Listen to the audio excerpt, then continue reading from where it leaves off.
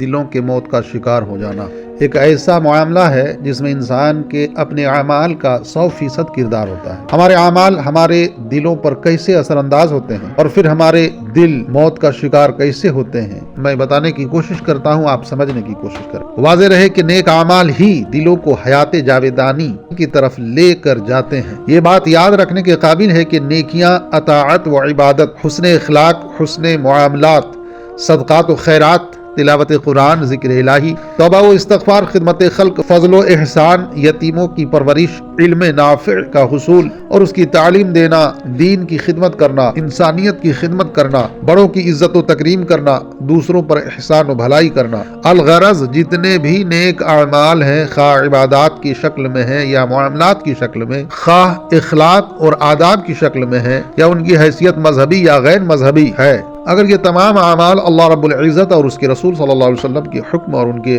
امر کی تعمیل کی نیت سے سر انجام دیے جائیں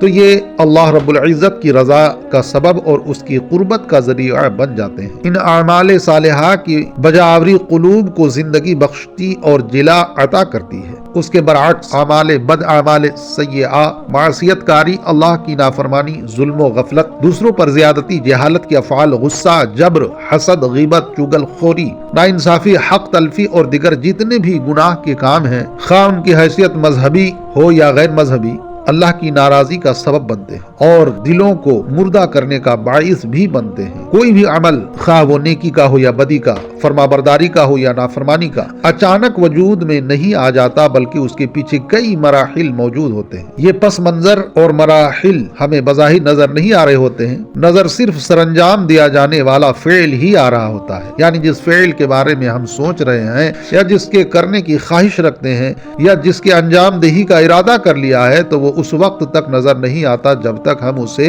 کر نہ گزرے۔ جب وہ ایک فعل بنتا ہے، جب وہ کام ہوتا ہے اور ہم اسے کرتے یا بولتے ہیں تو وہ فعل، وہ کام دکھائی یا سنائی دیتا ہے، تب جا کر پتا چلتا ہے کہ فلاں شخص نے کوئی فعل کیا یعنی کام کیا۔ گویا جب وہ فعل کیا یا ہوا تب نظر آ گیا۔ اس فعل کی نظر آنے کا مطلب یہ نہیں کہ وہ فعل وجود میں بھی ابھی آیا ہے جب ہم نے اسے کیا، نہیں، بلکہ اس کے پیچھے ایک کہانی تھی جس کے کئی مرحلے تھے اور ان مراحل سے گزر کر ایک خیال عمل کی صورت اختیار کرتا ہے، اور عملی صورت اختیار کرنے سے پہلے وہ مرحلہ وار یعنی کئی منزلوں سے گزر کر خیال کی مختلف صورتوں میں دل میں ہی رہتا ہے۔ واضح رہے کہ اس سارے عمل کو معاملۃ القلوب کہتے ہیں۔ معاملۃ القلوب یہ ہے کہ چیزیں دل پر مثبت طور پر اور منفی طور پر کیسے اثر انداز ہوتی ہے، دل کس طرح بیمار ہوتا ہے۔